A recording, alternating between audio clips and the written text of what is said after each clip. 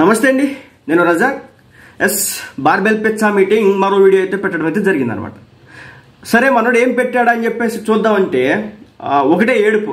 నన్ను తిట్టేస్తున్నారు, మా ఫ్యామిలీని టార్గెట్ చేస్తున్నారు, నా పర్సనల్ స్పేస్లోకి వచ్చేస్తున్నారు, నేను ఎక్కడో యూఎస్లో ఎక్కడో పని చేసుకుంటా ఉన్నాను, ఏదో డేటా సైంటిస్ట్కి నేను ఉద్ధరిస్తున్నాను, సో ఇక్కడ ఏదో రకరకాల విధాలుగా చేస్తున్నారు, నన్ను ఏకంగా ఎలిమినేట్ చేయడానికి కూడా ట్రై చేస్తున్నారు అని చెప్పేసి మనోడు ఒక సెంటిమెంటల్ వీడియో అయితే రిలీజ్ చేయడం అయితే జరిగింది.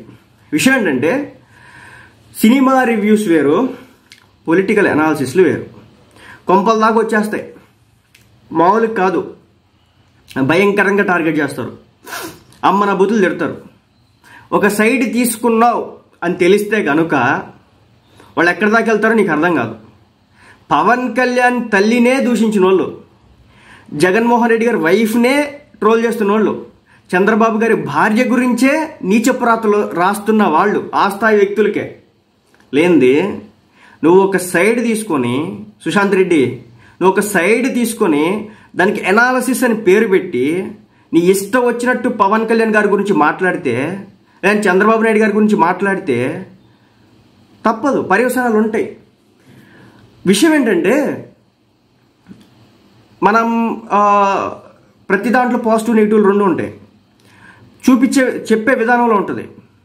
ఇప్పటం గ్రామం గురించి నువ్వు మాట్లాడిన విధానం, ఇంగ్లీష్ మీడియం స్కూల్స్ గురించి మాట్లాడిన విధానం, పవన్ కళ్యాణ్ వెనక ఒక కాపు సామాజిక వర్గం తప్ప ఇంకెవరు లేరని నువ్వు చెప్పినటువంటి విధానం, వీటన్నిటికి సంబంధించి రియాక్ట్ అవుతారు.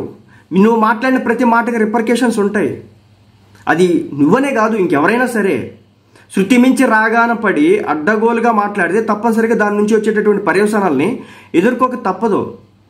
సో వీళ్ళు ఎందుకు చెప్పాల్సి వస్తుందంటే, ఈరోజు బయటకు వచ్చి చెప్పే మాటలు ఏంటంటే, మా అక్క ఫోటోని మార్క్ చేసి ఆమె ప్రెగ్నెంట్గా ఉన్నారు, మార్క్ చేసి చాలా దారుణంగా చేస్తున్నారని చెప్పి చెప్పడం జరిగింది. రాజకీయాలు ఏ స్థాయిలో ఉంటాయో తెలుసుకోకుండా మాట్లాడితే, ముఖ్యంగా గ్రౌండ్ లెవెల్ పాలిటిక్స్ ఏ విధంగా ఉంటాయో తెలుసుకోకుండా మాట్లాడితే, ముఖ్యంగా వెబ్సైట్లో 4 ఆర్టికల్ చూసి, ఫేస్బుక్లో 4 వీడియోలు చూసి మాట్లాడితే ఏ విధంగా ఉంటుందో తెలుసా? కొన్ని సంవత్సరాలుగా యాత్ర 2 అనే ఒక సినిమా చేసినటువంటి డైరెక్టర్, ప్రొడ్యూసర్ ఎవరైతే, మన హీరో ఎవరైతే ఉన్నారో జీవ, ఆయన చెప్పిన మాట ఏంటి తెలుసా? మిమ్మల్ని రేపటి నుంచి ప్రత్యర్థి పార్టీలన్నీ కూడా టార్గెట్ చేస్తాయి అంటే ఆయన ఏం చెప్పాడు తెలుసా? డబ్బులు ఇస్తే జగన్మోహన్ రెడ్డి పాత్రే కాదు, హిట్లర్ పాత్ర కూడా చేస్తా అంటున్నాడు. ఎందుకంటున్నాడు? తెలుసు వాళ్ళకి, ఏ స్థాయిలో వాళ్ళని టార్గెట్ చేస్తారో వాళ్ళకి తెలుసు. అది తెలియకుండా మన ఇష్టం వచ్చినట్టు మాట్లాడి, మనం స్మూత్గా మన లాంగ్వేజ్లో అంటీ ముట్టినట్టు టార్గెట్ చేసుకుంటూ వెళ్తే దాంట్లో ఉన్నటువంటి లోతులు తెలియదు అనుకున్నావా?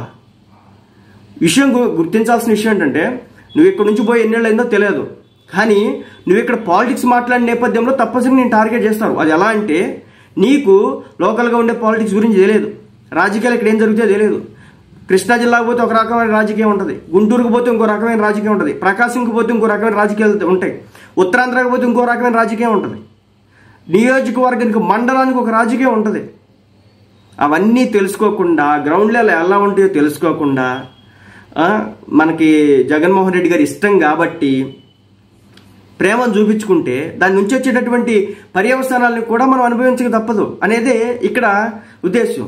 ఇక పర్సనల్ అటాక్ అంటావా, బుల్లింగ్ అంటావా, అది ఏ స్థాయిలో ఉంటుందంటే, మళ్ళీ చెప్తున్నా, పవన్ కళ్యాణ్ భార్యలు గురించి ఒక స్థాయి ముఖ్యమంత్రి మాట్లాడుతున్నారంటే అర్థం చేసుకోండి, వాళ్ళు రాజకీయాల్లో లేనటువంటి వ్యక్తులు. ఇంకా మీకు నెక్స్ట్ లెవెల్కి వెళ్ళి నేను చూపిస్తాను. షర్మిల గారు జగన్మోహన్ రెడ్డి గారి సొంత చెల్లి, రాజశేఖర రెడ్డి గారి కుమార్తె.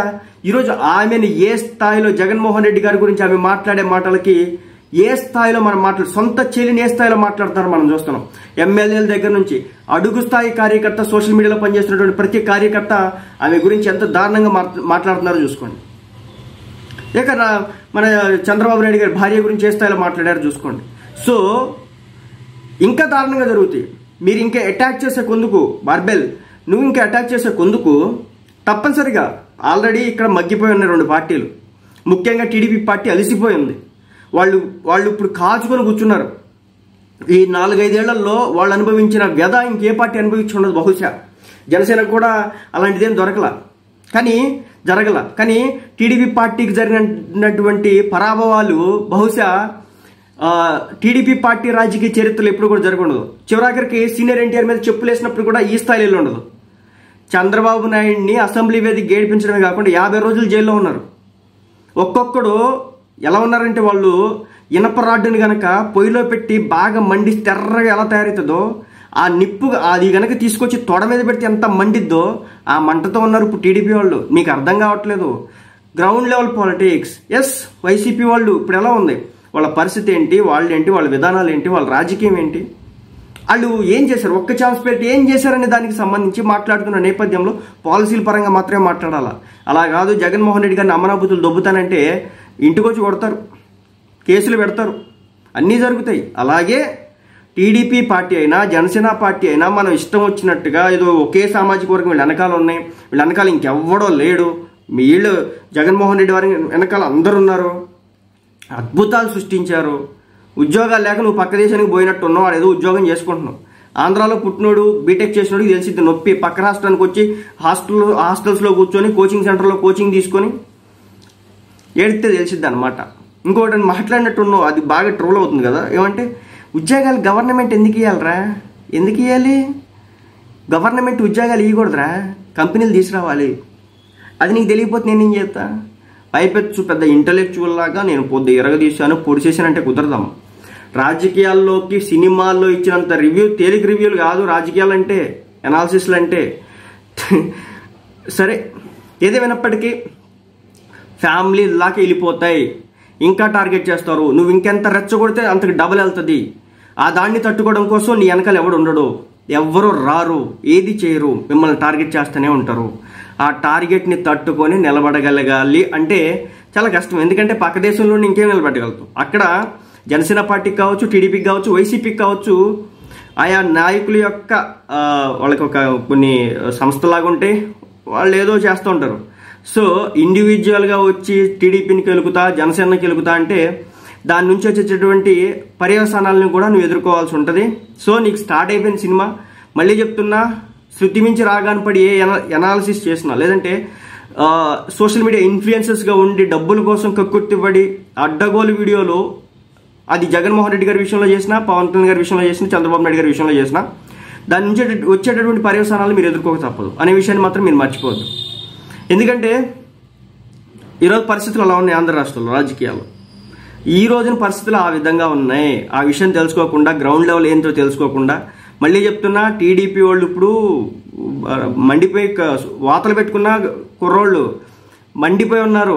సో వాళ్ళ చేతిలో దొరికినా, లేదా జనసేన పార్టీ కార్యకర్తల్ని, పవన్ కళ్యాణ్ గారిని టార్గెట్ చేసినటువంటి విధానం సినిమా ఇండస్ట్రీ దగ్గర నుంచి మొదలు పెడితే నోవెటల్ హోటల్ దాకా, వైజాగ్ దాకా పవన్ కళ్యాణ్ గారు టార్గెట్ చేసిన విధానాన్ని ఏ ఒక్క జనసేన పార్టీ కార్యకర్త మర్చిపోలేదు. విషయాలను గుర్తుపెట్టుకోండి. అనాలిసిస్ చేసేటప్పుడు వన్ సైడెడ్గా ఇష్టం వచ్చినట్టు బూతులు మాట్లాడితే రియాక్ట్ అయితే మాత్రం దాని నుంచి వచ్చేటటువంటి రిపర్కేషన్స్, పర్యవసానాలు మాత్రం అనుభవించాల్సి అయితే ఉంటుంది.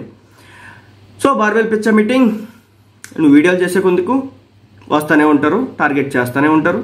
అది ఎక్కడి దాకా వెళ్తుందో ఊహించుకోవడం కూడా కష్టం.